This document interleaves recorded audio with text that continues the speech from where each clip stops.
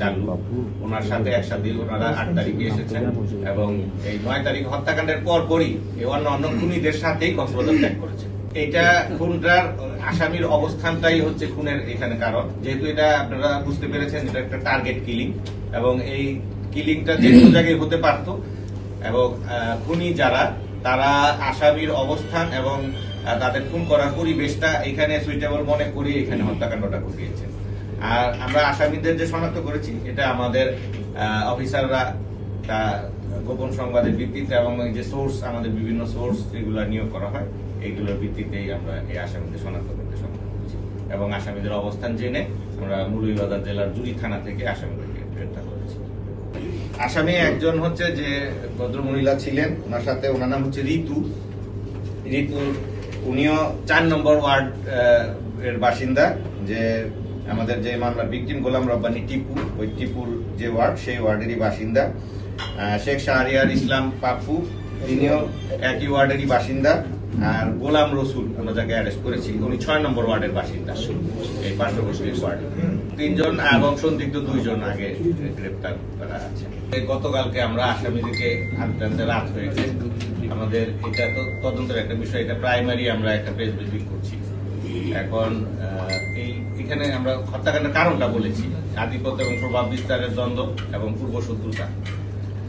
যে ছেলেটা হত্যাকাণ্ড সংগঠিত করেছে, যিনি গুলিটা করেছেন, তার চাচার হত্যাকাণ্ডে আবার এই গোলাম রব্বানী টিপু কিন্তু ওই মামলার আসামি। তো এখানে একটা প্রতিশ্রুতি স্পৃহাও কাজ করেছে এবং ওই যে রুজি শহীদুল, যাকে শাহরিয়ারের যে চাচা, তিনিও পূর্ব বাংলা কমিউনিস্ট পার্টির নেতা ছিলেন। এই হত্যাকাণ্ডের দীর্ঘ পরিক্রমার মধ্যে এটা আসে এবং ওই ঘটনায় যে 4 জন আসামি যারা এই ওই হুজি শহীদের হত্যাকাণ্ডে জড়িত ছিল, তাদের একজন 2022 সালে এই একই মোডাস অপারেন্ডিতে তাকে হত্যা করা হয়েছিল। এটা একটা বিষয় আছে। আর এখনই যেহেতু আসামি আমরা পাত্র গ্রেপ্তার করেছি, আমাদের পরবর্তী তদন্তের যে কার্যক্রম আছে সেগুলো আমরা পরিচালনা করব এবং তদন্ত বিশদভাবে করার পরে আরো যদি কিছু পাওয়া যায় আমরা। শহরটা সিসিটিভির আওতায় ছিল এবং আমাদের জেলা পুলিশের পুলিশ সুপারের কার্যালয়ের কন্ট্রোল রুম থেকে এটা কন্ট্রোল করা হতো আমাদের। তো 5ই আগস্টের পরবর্তীতে সিসিটিভির যে অ্যাক্সেসটা আমরা হারিয়েছি এবং আমরা গত 2 মাস আগেই এই যথাযথ কর্তৃপক্ষকে আমরা এই সিসিটিভি ক্যামেরার একটা এস্টিমেট করে তাদেরকে দিয়েছি যে দ্রুতভাবে সিসিটিভি ক্যামেরার এই বিষয়টা ইনস্টল করার জন্য। এবং কিছু জায়গায় লাইটের ক্ষতিগ্রস্ত হয়েছে এবং লাইটের বিষয়টাও আমরা বলেছি। তো এছাড়াও আমাদের ছিনতাইয়ের বিরুদ্ধে প্রতিনিয়ত অভিযান অব্যাহত আছে। গত 10 দিনে আমরা 62 জন ছিনতাইকারীকে ছুরি চাকু সহ হাতে নাতে ধরে আদালতে সোপর্দ করেছি এবং এটা একটা চলমান প্রসেস। ছিনতাইকারী যেখানেই থাকুক এরা আইনের আওতায় আসবে।